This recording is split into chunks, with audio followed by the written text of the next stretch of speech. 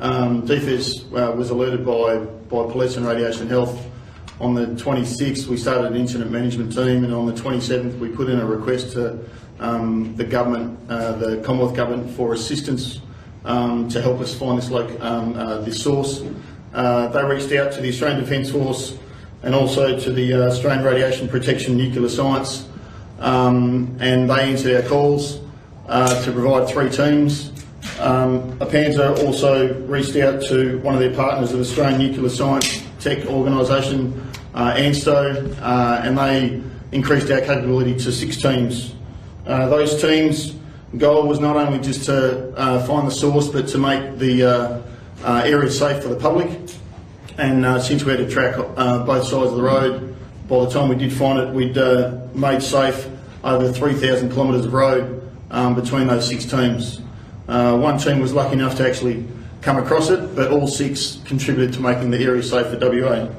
I'd like to just ask everybody to come forward if I can for a group photo. We're on a time schedule because APANZA need to leave to go to the airport, and after which we can set up for some interviews with the individuals who picked it up and who took the call and all that kind of stuff, and we can do that straight after that if that's okay.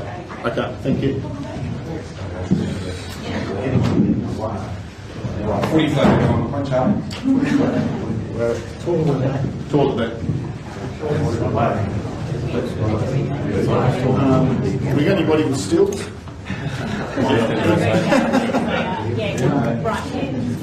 this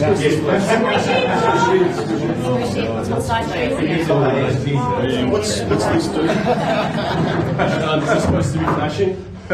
No, it's okay. Wait a minute, stills, where are we looking? I'll let them get their shots first. At the clock. Yeah. At the bright light. Okay. I've got to be tall somehow.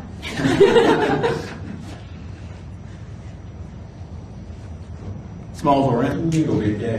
Yeah.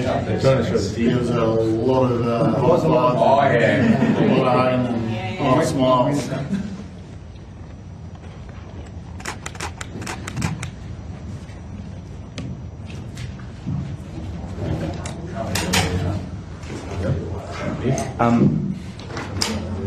And then after this, I might get you guys to go into maybe 3 layers, so you can squeeze in a bit more for this photo. You guys ready? Yeah, you could squeeze maybe, get into 3 layers. Shorties to the front. Shorties to the front. Yeah. To the squad. As long as you don't. Neil? Yeah, we can kneel. Me with no legs? Neil? Is that a direction or is that just a joke? No. Standing next to it. Alright, and then just for the still, if everyone can look straight into the lens, please. Holding that, ready, 3, 2, 1, and just smiling. 3, 2, 1. And can we get a bit of a cheer? I don't know. What do you Ready on 3. 1, 2, 3. Yeah! Cheers, guys. Alright. Thank you. Thanks. So, do you want to ask me for answer any questions? It's not live? It's not live. It's not live. That's my only directive. I'm not allowed to live. want to stay up. Yeah. Let's team it. Yeah. Let's team it. Are you going to sign this down? No. So they answered the call originally with the ADF, and then they got their joint partnership and so they brought them on. They form part of the incident management team, cruise on the ground, have the same capability. It's very daunting, but we'll just ask questions. It's all pre-recorded, so you can stop and start. Yeah. And it's really simple. It'll be Exercise, yeah, make a mistake. something you can just We can hold your friends now. There we go. Perfect. So, are you the spokesperson in this particular group? Black, white as well, by the way. We'll get like I did try that a bit closer if that's okay, and then the rest of you can kind of just like right up. I don't want to be the spokesperson. That's okay. We'll keep it short. Thank you. And we can do it as a choice. Okay, thank you. Don't Yes, stress. that. Do It's that. very low key. Just a friendly chat. We'll ask these questions. Okay. Could you possibly break this? Yeah, the guy who found it. You want to just ask him all the shit. And he's good at it. Yeah, so what we did, we all worked together, collaboratively. She put coffee on. Okay. Thanks. Yeah. We'll get you nice and close to the mic. I'm here. Yeah, like just wriggle that. Like, come behind me. Right up. I'm right here. here. And just for our producers who are watching along, do you want to just get your name and title now quickly? Sure. It's Chanel Allen from the Australian Radiation Protection and Nuclear Safety Agency. I'm the Assistant Director. I'm not. Can we do that again? I'm the acting assistant director. Are you able to spell your name for us? Sure. So my name is Chanel Allen, CHENNELLALLAN. My title is the Acting Assistant Director of Emergency Preparedness at ARPANSA, the Australian Radiation Protection and Nuclear Safety Agency. Chanel, tell us what your involvement was the last week. What have the last 7, or I guess 8, 9, 10 days now been like? No worries. We got the phone call on the Friday from the National Emergency Management Agency, and they asked us to... Oh, we didn't, did we? Oh, sorry. It's people's names. Sorry. We got the call for help from the Western Australian authorities. We followed through the request through the Commonwealth process, and the ComDis plan was enacted. At that point, we decided that our team would probably be a bit small for the kilometres that we would need to cover, and we work very closely with the emergency preparedness team at ANSTO, and so we requested their assistance in this. They're very capable, and we appreciated them being able to help us out. So over the weekend in Sydney, you guys were actually road testing a lot of this equipment before bringing it over. Do you want to explain to us how that worked?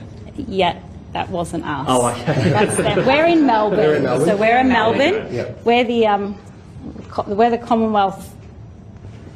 Any help? Yeah. Sorry. That's all right. We are the I just want to see it. 5 seconds. I'm given strict things, and they told me we weren't talking. That's Yeah. okay. Commonwealth Government's Primary Authority of Radiation Protection. Okay. Yeah. So ARPANSA's role is the Commonwealth Government's authority on regulation and protection. The main aspect of our role is to protect human and environment exposure to radiation. So I guess in real terms, what did you have to do the last kind of week to try and keep the community safe if this thing wasn't found? There was lots of things going on back at home in Melbourne at our agency, as well as all the team that we had here. Noting one of our team isn't here. He already flew home. But we did lots of activities of calculations, mapping. The specialists, our scientists, were able to understand what we're out there looking for. And then we just came and we worked with the guide. Well, we popped in and said, all right, Western Australia, what do you need from us? So a lot of logistical aspects behind most of what we did. How confident were you that it would be found? If it was on the road like they suggested, I had no doubt that any of the teams would find it. Absolutely. No doubt. No doubt. Have you been involved in anything like this before? From a work perspective, no. Not in Western Australia, definitely not. This is the radiation aspect of it is definitely something different, but this is what we prepare for, and this is what we plan for and work closely with ANSTO to do. And can you give us an example of what you were doing, say, Monday this week, when it hadn't been found? What were you guys on the ground doing? Yeah, so we were testing and packing all of our equipment. We were making sure that what we were saying it was going to do is exactly what it was going to do. We're booking our flights. and sorting out children and everything else at home that we're leaving behind for the week. So just that logistical organisational aspect. Is this your equipment? No, okay. this is Answer's. Ours is checked in on the plane because we're about to fly out. Okay. Yeah. So, Wonderful. Anything else you wanted to add? Do I need to add anything? The only other one I have, sorry, Yes. so the uniqueness of this search. I mean, you mentioned you prepare for it, but Yes. have you had to do a search like this elsewhere in the country? Yeah. And if so, I mean, how few and far between Yeah. do you get these calls? It's not very often that we get these calls. I do believe the last time we all rolled out to do this was in 2006 when there was a very similar incident here in Western Australia. And there was a source that had fallen off the back of the truck. So, and that one was also found. So we actually used that as an example in one of our training exercises that we did a couple of years ago. So You don't have a great track record over here, hey? I think there's a lot of road that you have to cover and, you know, accidents happen. But from what happened, that's up to the Western Australian government's authorities to search for. I guess how handy was it to have conducted a search like this in the past that you could, I guess, refer to when setting up the logistics for this? Yeah, I think in the radiation space, it's very, you never know what you're going to get because in Australia we don't have that much that could go wrong or whatever. So we're well practiced and well understood as to what we do. So all of these scenarios have been played out over the years. I would say whatever they throw at us, we'll be able to do the best that we can to protect the Australians as best we can. Thank you. Thanks. Thank you. Thanks, Jill. Thank you, everyone. Thanks, everyone. Did I thank the team? I didn't even thank our team. Okay, we understand. Yeah,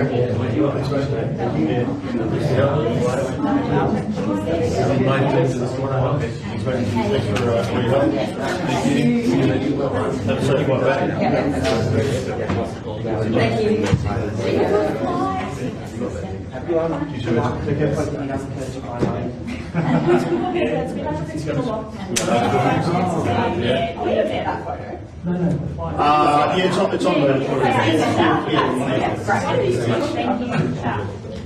Do you want? No worries. Thank you so much.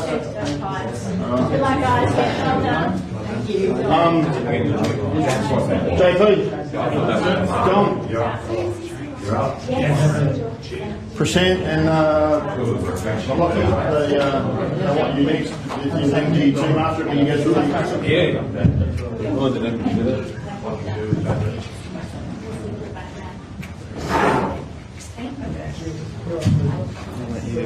Just make sure all the pins and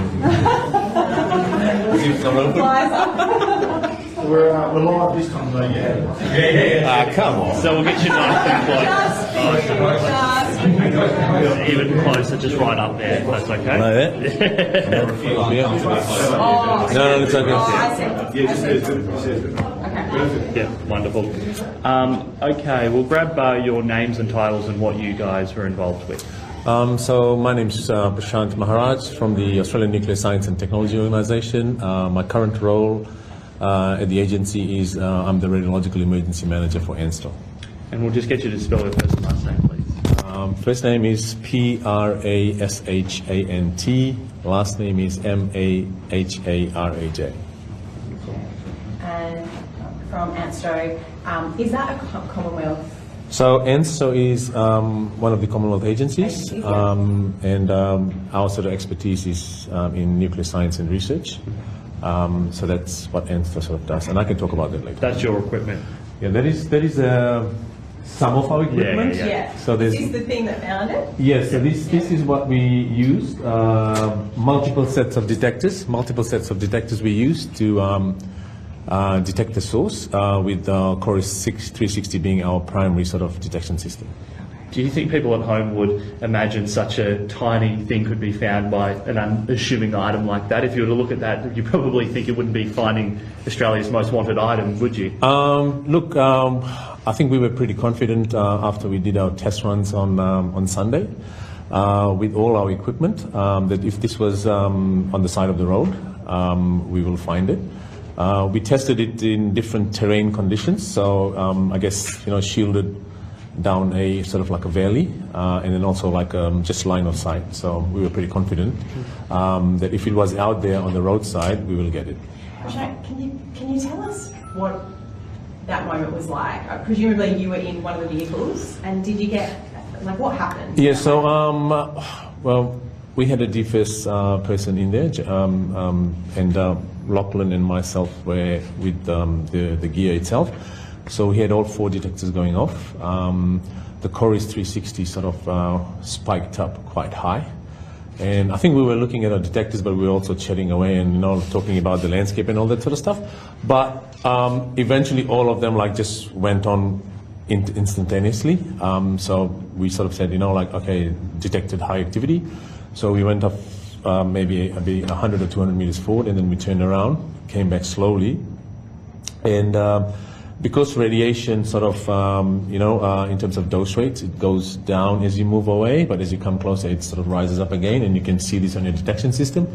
So eventually we sort of, came and stopped at a point where we thought it was safe to do so, and then, the process started from there. Sorry, Prashant, could we get you to just stand in the middle of all the microphones? Yeah. You said the process started from there. How long was that process from once, I guess you got the initial, all the gear went ping, and then the search effort to find this tiny little object in the outback? Yeah, so once we've sort of parked up front, then we had another DFS vehicle parking on quite behind us in the rear. So basically that was sort of like our sort of, corridor of an area that we were going to search. We sort of set up the Corys 360, but while doing that, we also sort of initiated a bit of a ground search.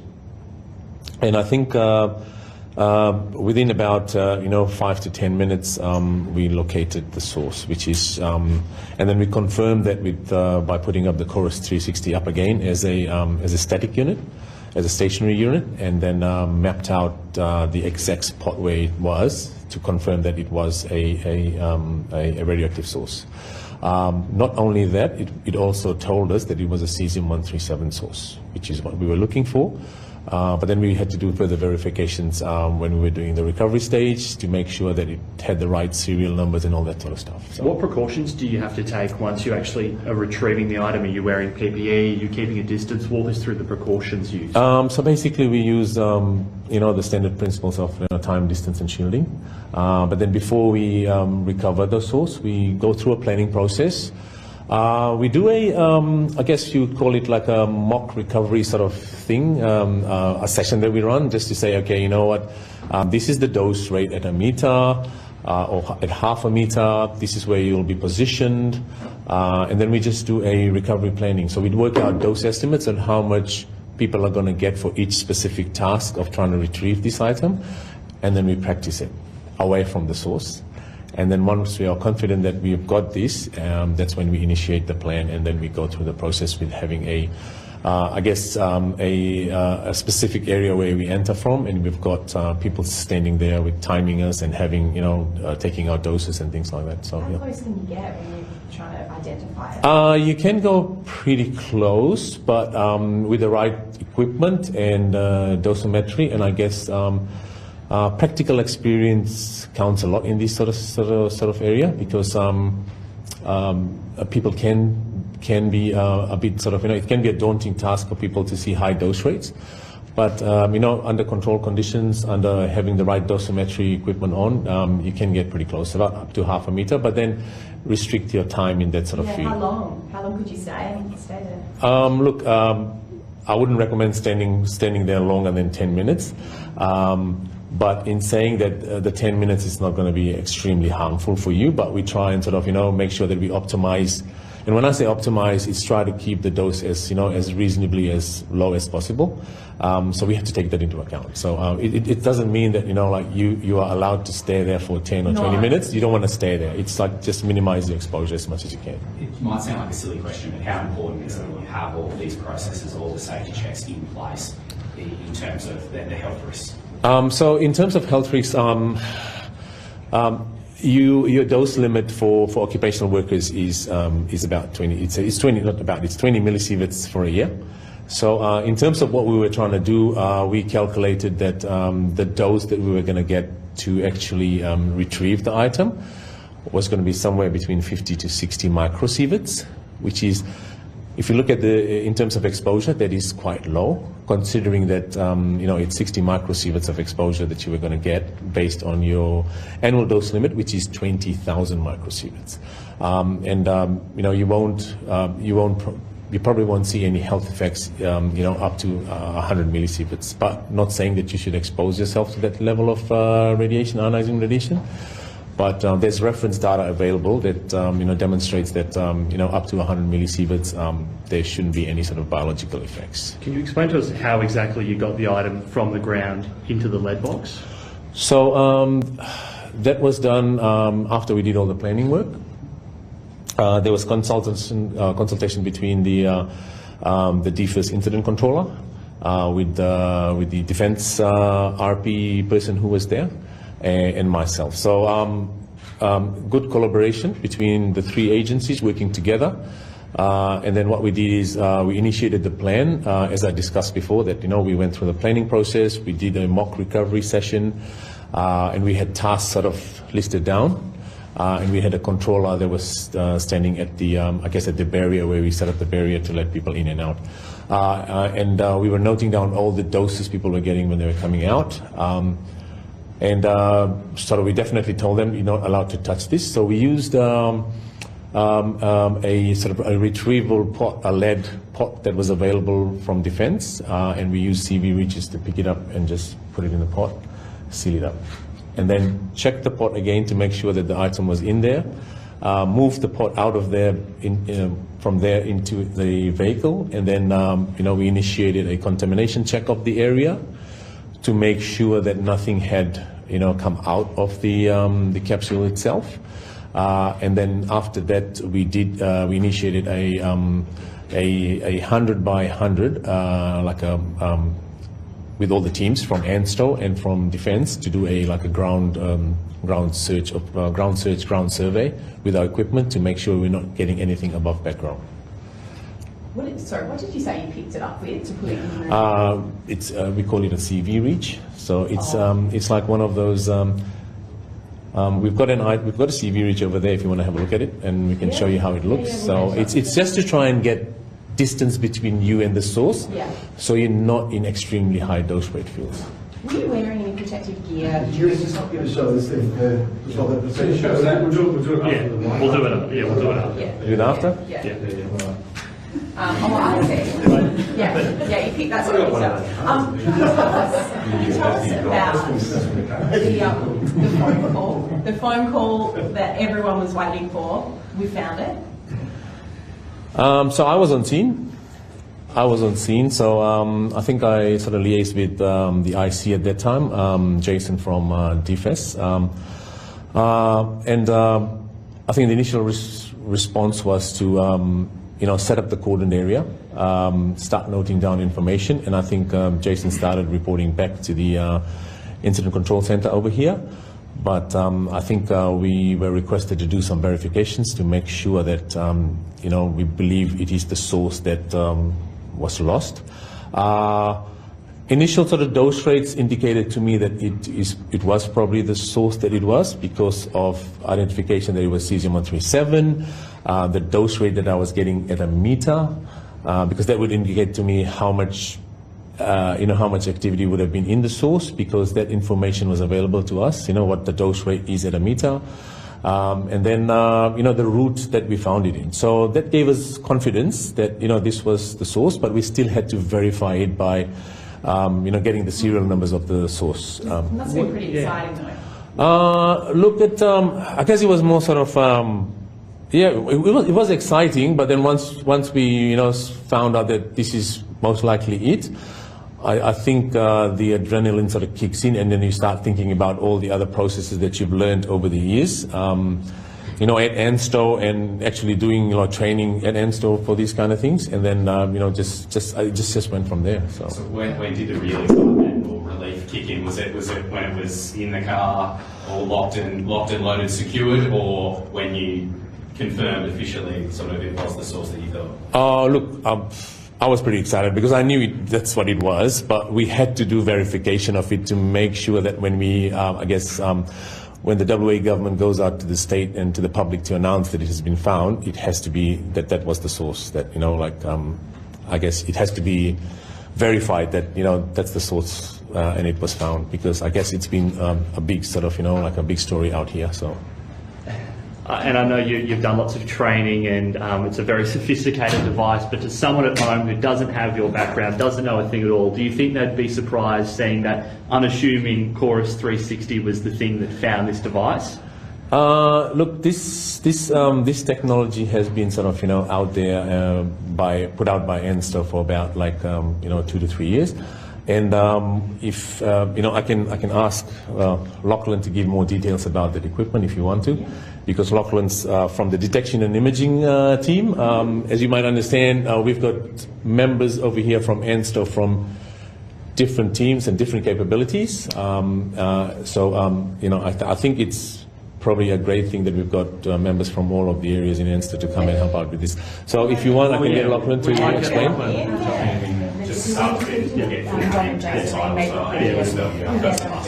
Yep, no worries. My name is Dr. Lachlan Chartier. I'm a senior physicist at ENSTA in the Detection and Imaging Group. Spell your surname. Yeah, sorry. Lachlan, Lachlan, Chartier, Chartier. Do you think to someone at home they might be surprised to see that small little machine and go, wow, that was what found that device, to someone who's got none of the background or experience you have? Do you think it's a bit surprising? It's a bit unassuming looking at it. Absolutely. If I can say so myself, it is a very good-looking device. It won a Good Design Award the other year, so it definitely doesn't look like a piece of radiation detection equipment. So absolutely, I don't think the general public would know that's a radiation detection device. But yeah, it is one of the detectors in the suite that we were using, and so I guess the other ones sort of look like your more conventional radiation detection devices. Yeah. Can you really dumb it down for us? What does it do in a nutshell? So Chorus 360's normal operation and purpose, I guess, is to one, identify, and two, locate the source of radiation, basically. And so generally, what you can do is, if you suspect that there's a radiation source around, you can put it in a room. It'll do its thing, and yeah, what it spits out is that 360-degree optical panorama with a radiation heat map, basically, telling you quickly and visually where the radiation source is located and what it is. Yeah. What's its range? So yeah, it's a good question. The range of it, there's not really a range. It depends on the activity of the source. If you have a really strong source, you can measure it, 100 metres away, sort of thing. So it really just depends, yeah. For this particular item, how far were you sort of looking? Obviously, it was 2 metres off the side of the road. How confident were you that you'd be able to pick it up if it had sort of bounced a little bit further?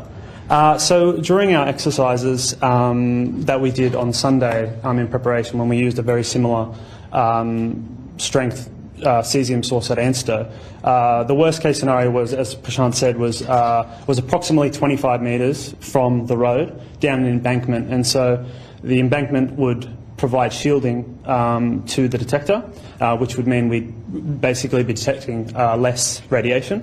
And so with that sort of baseline and that we could very easily detect it, we were very confident that we could probably do it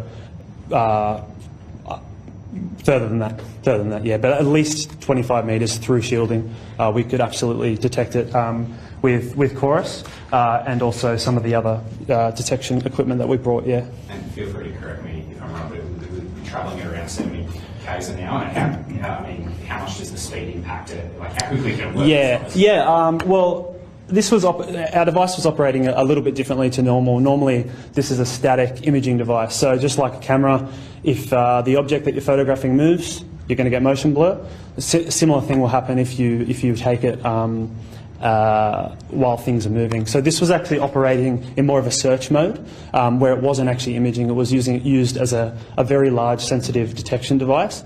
And so because of we were using a very large crystal, the detector, and so it was very sensitive, and that's why we used it as our primary detection device. So in terms of speed, yeah, we measured at ENSTA between about 40 and 70 kilometres per hour at ENSTA to just see if we could detect it. Based on the results from that, the 70k result, there would be no worries going even faster, but we just kept it conservative and left it at 70. Yeah. So. How much is one of these worth, and are there many of them out there? Sorry. I'll let you go to Chorus 360 website to contact us about that. I won't comment on that, but there are a few. Yeah, definitely. Devices have been sold overseas, Canada, in the EU, as well as a number of government agencies. An Australian company, is it? It's ANSTO. It's made by ANSTO. The ANSTO Detection and Imaging Group manufacturer. Yeah. So did each crew of the 6 teams, or did each have a chorus? The 3 ANSTO teams had 1 chorus each. Yes. Yep. It must be pretty amazing that an Australian-made product was able to find this. It must be pretty proud, especially seeing it was your mob that designed it. Yeah, absolutely. Very, very proud of it. It's a pretty unique bit of kit. So yeah, definitely very happy. What's it used for normally? It's got a range of applications. One of them is first responders, decommissioning of nuclear facilities, like, for example, reactors, anything with sort of a lot of radiation coming off it. What else do we have? Defence, national security, safeguards, making sure that any special nuclear material anywhere in the world is where it is and it says what it is, basically. So there's a lot of different applications for something like this. Yeah. Given where the capsule was found, are there any concerns, or what's the likelihood that a member of the general public came in contact and got a dose of radiation unknowingly? Very, very little probability of that happening, given it's a high-speed highway, and they would probably have only been exposed for less than a second. So, as Prashant said, the dose rate wasn't too high, and especially on the road. It's further distance than what Prashant was and the other members of the team were away from the source. So, yeah, very, very little, or very low probability. Yeah, I guess basically what we're getting at is if you drove that road coming back towards Perth or something and you've gone drove straight past it, sort of thing. Yeah, it probably wouldn't make a blip in your yearly sort of dose from background. Yeah. I mean, it really couldn't have dropped in a better spot, really. Out in the middle of nowhere. I mean, yeah, it was a pain to get to, I'd say. That's probably about it. But in terms of safety for the general public, it was a good spot for it to land if it had to land anywhere. Yeah. Awesome. Thank you so much for all. Thank you. Can I just add? Am I allowed to add something else? Sorry. Am I allowed to do something else? Just one more thing. Just take a step forward. Yep. Look, I'm very happy to be invited here by DFES to come and assist them via ARPENZA. I think this just demonstrates Australia's capability in, in not only in emergency preparedness and response, but also in the nuclear field in terms of, how all the states and territories plus the Commonwealth agencies can come together and, have a positive outcome. So I'm glad that, we went the way we went and, at the end, a good outcome. Thank you. Great, thank you.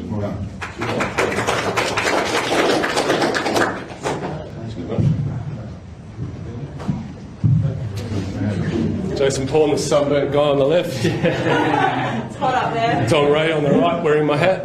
Wonderful. We'll get you right up nice and close, mate, and we'll just get you to say your first and last name again now with the microphone's on. Sure. Station Officer Jason Paul, PAULL. Double, please. Bragging rights. That's it. You found it. Yeah, we did. So I'm the Bravo team leader, one of 6 DFES-led teams operating on the day. We were the furthest north team on the day, closely followed south by the Alpha team. So, yeah. Can you just talk us through, I guess, the moment that you realised? Yeah, sure. You've done it. You've bloody done it. So there's a pretty big 20-minute spread there. So about 11 o'clock, we found and we were notified by our ANSTO friends and Prashant and Lockie that their detectors were saying it's here. So from there we had to use some different detectors to pinpoint exactly where it is on the road. And firstly, make sure it was safe for us and work out some time, distance and shielding to ensure some sort of perimeter could be set up to work from, and that from that point on it was going to be safe for the public. We made sure that the scientists were 100% sure before we made a call. So we left it for about 20 minutes using cross-checking of different detectors just to make sure we were on the money prior to ringing the operations officer Hamill and the incident controller Darryl Ray, just to make sure we had it. These sort of things, the information goes up quite quickly, and it's hard to come back down if we're wrong. So yeah, absolutely, yeah. So 100%. It's obviously a very serious incident, but how much competition was there between the teams to be the one who found it? Healthy competition. But I guess the point is the way that the teams were spread out. A lot of planning had gone in to try and make sure that it didn't matter which team it was, that we would find it as quickly as possible, get the site safe, and get it controlled and safe for the public. If we hadn't have found it, the next team south would have found it within an hour or two. So we had a lot of crossover and a lot of teams working. Now that it's safe and secure and all the teams are back together, will beers on you or being bought for? Actually, I've bought the beers on behalf of the incident controller, and I'll be. He suggests he'll repay at some stage. Seems appropriate. It's a great photo, but what was the feeling like? I guess once you had that confirmation, it must feel pretty good. So there's a lot of people. So it's directed by the Commissioner Down that he gave under no uncertain terms he wanted it found. There's lots of different ways this could have been different. As you said before, it's good for us that it's on the side of the road and it was not near public or any other part of the community. It's only an hour south of Newman. It's quite a bustling, happy, great town there. There's a lot of people working up there. So it definitely could have been in a worse location, but it was a good location for us to work from. Yep. Fabulous. Is there anything else you wanted to add? Just to say that certainly no one passing the incident is under any risk at all, and that when the site was surveyed at the end, it's 100% clear. And also that the way that it was recovered, so the actual device, the capsule was recovered, was ADF engineers. So they came through a really highly trained, highly mobile team that backed us up and came through with another team, Alpha.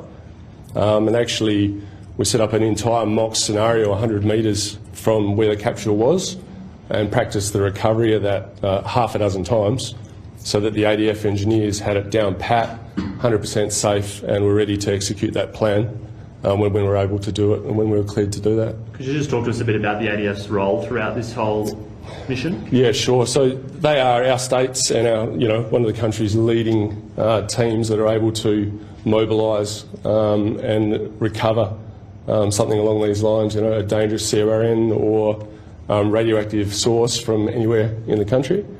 Highly trained, highly mobile. They've got a lot of gear.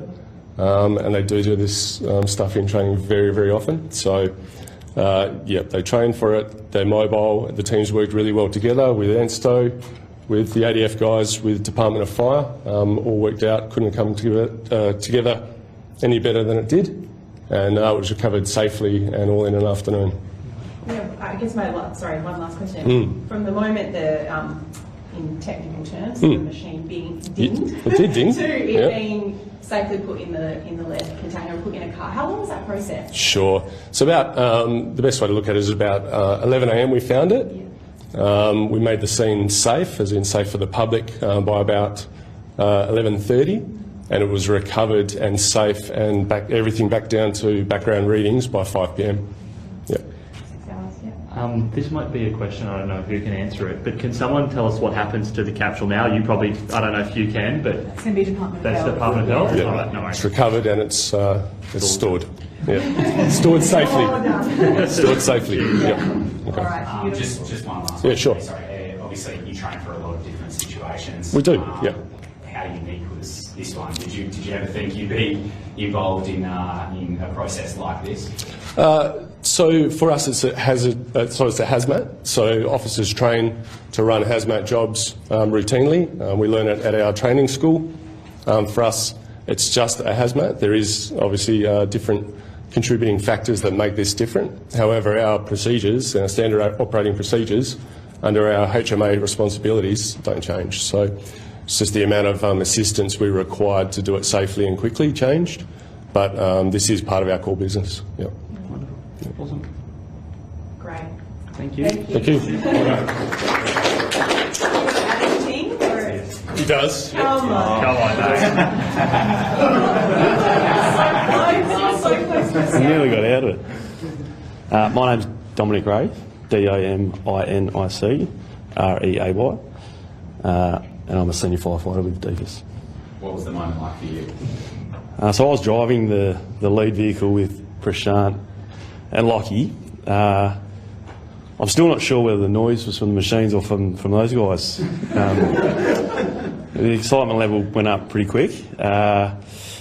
And we just did a Yui and went back and sort of positioned where it was safe, and the guys jumped out and got to work.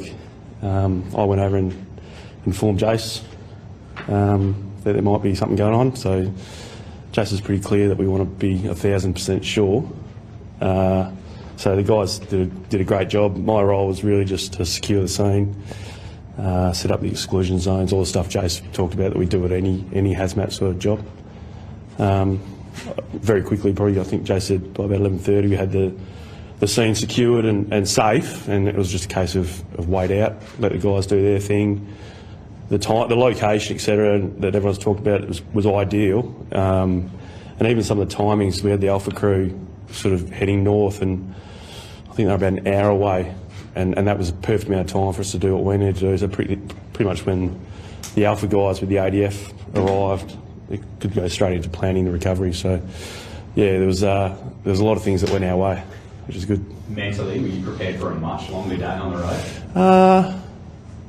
I'd had a previous experience a few weeks ago where I'd spent a lot longer on the side of the road, but I planned for the worst, I suppose. It's pretty hot, and flies were terrible. So one of my roles was to sort of set up a bit of a rehab kind of area as well, with some shade, and we carried heaps of water. You know, we did a bit of contingency planning before we left, so we had plenty of water in case we were there for a period of time. Jace was liaising with Ops Officer Hamill regarding potential protracted incident and arranging refreshments. Luckily, we weren't too far from Newman, so if we had to, we could have returned to Newman and collected additional things. So always planned for the worst, but as it turns out, it was all real smooth sailing, I think, and it was done really quick. Sorry, can you just touch on the weather? What were the conditions like? How hot was it? Did that add to the complexity of things? It was hot. I think it was around 40 odd, but there was a bit of a breeze blowing, which gives you a fair amount of relief. We managed to erect some shade, which was good. So it was okay. We had heaps of water. I've learnt the hard way, so I was sort of being the Nazi on the water about giving everyone plenty of water and stay hydrated, because there was a lot of excitement, and in times like that you sometimes forget to look after yourself. So that was one of my roles. Beautiful. Thank you. Thanks so much. No worries. Thank you.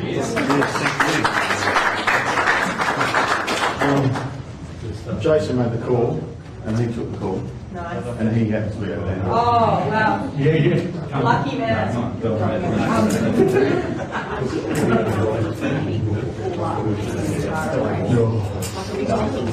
60 every day. 60 every day. He's got some so 40 on the ground, 10 in the team here, plus the Metro Operations Centre, the State Operations Centre. They've all got teams in and around agencies back. 40 on the ground. Canberra, So we have 60 people managing the search on the ground every day. Yeah. We haven't worked out exactly how many. That's okay. That's great. That's fine. Yeah. Sorry, is that just 60 more? No, that's No, multi-agency. the multi-agency on the ground was involved in the incident. We might have extended. Okay, brilliant. Yeah, okay. Yeah. You talk to it on camera. Same dance, full name and title and stuff, please. Yeah, District Officer Adrian Hamill, HAMILL. It's on my name tag if you need to read it. That is helpful. So my role in the incident was as Operations Officer, planning and coordinating the 6 teams from Monday. The first team, Team Alpha, commenced Monday. They started travelling north and their task was to travel along the route all the way to Newman and then up to the mine site. So they started Monday, then teams from the East Coast started arriving Monday night and early Tuesday morning. So essentially the main search with the other 5 teams, other than Jason and Dom, who did drive as part of pre-planning to get them to Newman, and we flew up Prashant and Lockie on Tuesday afternoon with some plane delays to join in the search. So they were actually the last team to hit the ground and the first team to find it. But that was, as previously mentioned, the plan was essentially from Newman down, was split into thirds. So over the 6 teams, with 2 teams operating in the metropolitan area, was a lot of overlapping. Searching the north side with dual carriageways, you weren't guaranteed of reaching the other side of the road. However, we thought we'd covered most of the area, 2 or 3 times, and especially in the metro area was checked about 4 or 5 times. And there were some sites to check as well. So I guess, notwithstanding, the great effort to find it on Bravo, it is important to remember that the other 5 teams did an exceptional job, and in fact that morning Team Charlie were investigating a report of a find in Chittering, which was very plausible, and there's a photo floating around of that. Daryl's got it behind you, which showed you that it was reinforced that we're in for a long haul if this is what we're going to be investigating over the next week, or we didn't really know. And there was a lot of discussion around that. That took 2 hours just to investigate that. And by the end of that discussion, which was ongoing, was then, and I can actually tell you the time, Jason, 11:13, I received the call, whilst the small team, which was the liaison for ANSTO and Panzer, who were my deputy operations, and Darryl was in the room, were quite loud and noisy, and I had to firmly tell them to be quiet because I couldn't hear Jace too well on the sat phone, and asked him to repeat, "You found it?" And when I said that, everyone in the room went quiet, and unbeknownst to me, I didn't know that Rian and Chanel had got out their cameras and were also filming my reaction. So certainly, yeah, lots of questions to confirm it. I was very happy with the information that came through from Jace. As he pointed out, he went straight into containment mode, which we do in a hazmat SOP. He set up a hot zone, warm zone and cold zone, did everything right in preparation. We knew Team Alpha with the right equipment for recovery. We did have a recovery plan for this situation already worked out. They were on their way north. They were about 2 hours south at that point. Interestingly, there was a lot of chatter reported through from Jason about the truckies seeing them, and jumping to conclusions. That was added by the fact that the truckies had overtaken Team Alpha, doing about 70, 80 Ks, doing their monitoring, who then, once were notified of the find, overtook all the truckies under emergency conditions, so probably gave a little away. But during that time is when, as the IC, Darryl Ray, pointed out, we were pretty confident, but we needed that serial number, and that took quite a while. We got that serial number passed through as a product ID at 14:55, which was literally 5 minutes before the press conference, and we wanted to get that to the Commissioner to give him that satisfaction, despite the fact that we were really, 99.9%, because there wasn't too many radioactive substances missing in WA at that point. Can you did just briefly touch on it, but can we just go back to when the phone rang and what did, was it Jason who? Yeah, Jace. Yeah. What did he say to you, and then do you mind just repeating? Pretty much, just letting you know I'm on the sat phone because communications are poor. We found it. And I said, say again, and at that point I asked the room to be quiet, and I said, say again, you found it? And he said, we found it.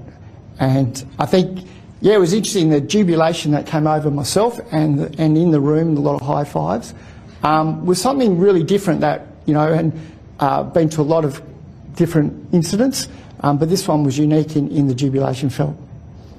Yeah. more broadly, this whole operation, can you just touch on how many people are involved, how many on the ground, and how big, how large an operation it was compared to other searches that you've been part of? Yeah, so about 60 people were involved in the incident operationally and in the IMT. It was probably a bit low key compared to bushfire fighting campaigns in the past, but certainly very significant, and it'll be a memorable moment for my career and others, I'm sure. But it was great to the interoperability of the organisations worked really well and everyone gelled. We were able to work out the plans in advance, and I think we had most things covered because of the expertise in the room, and that's not just on the ground but also in the IMT. We had the right people there, such as a lot of the complexities for the recovery, even though it might seem simple to go and pick it up and there's procedures to do that, but there's a lot of complexities around legislation, exemptions required, which thankfully we had a representative from Department of Health, Radiation Health in particular, who could give those exemptions with the approval of the Chief Health Officer at the time, for transportation, etc. All those little things you've got to try and think of to make sure we're still doing things right to get this home safely, which we did last night at 2010 was the sign-off and transfer, so to be exact. To be exact. Beautiful. Thank you so much. No worries. Thank you.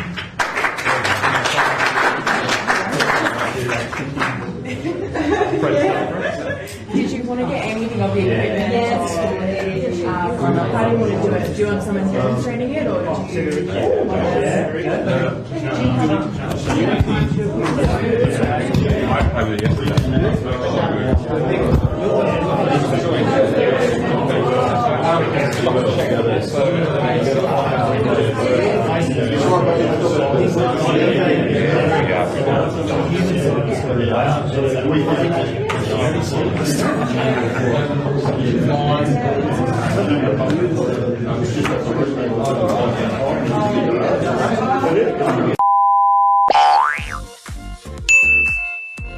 每天下班真的是超级累的，所以每天呢，我都会去犒赏我自己，就吃很多大鱼大肉，像是炸鸡啊、很油的那些东西，但是真的是罪恶感十足。所以我今天呢就做了烫青菜、蛋饼，还有蒸蛋，想要吃的清淡一点。所以呢，我们公司就推荐我们来吃这一罐澎湖福朋喜来登酒店的海皇鲍鱼干贝 XO 酱，里面有严选新鲜的顶级海鲜跟秘制的独家配方，它是历经了10多道严谨工序去制成的，长时间细火熬煮，所有的海鲜呢是共制一炉，吃到新鲜的海鲜味哦，包含了肥美的鲍鱼，还有富含球蛋白，20多种氨基酸提高人体的保护力，还有严选的超级大干贝，而且呢可以说是海洋的保健食品，蛋白质是鸡肉、牛肉、虾的3倍，矿物质呢更是远远的在鱼翅、燕窝之上。最后是高档的石斑鱼，还有富含胶原蛋白，还有粘多糖、低脂肪的高蛋白，肉质鲜嫩 ，EPA 跟 DHA 的含量更是丰富，是养颜、美容、护肤的圣品，可以说是料理上的百搭神器，完胜市面上满满油腻的小鱼干的 XO 酱，它还闻得到海鲜的鲜味，所以加在这种平淡、很清淡料理上面，都可以增添画龙点睛的效果。现在购买还有优惠哦，输入我的优惠代码 CTI714享有折扣哦。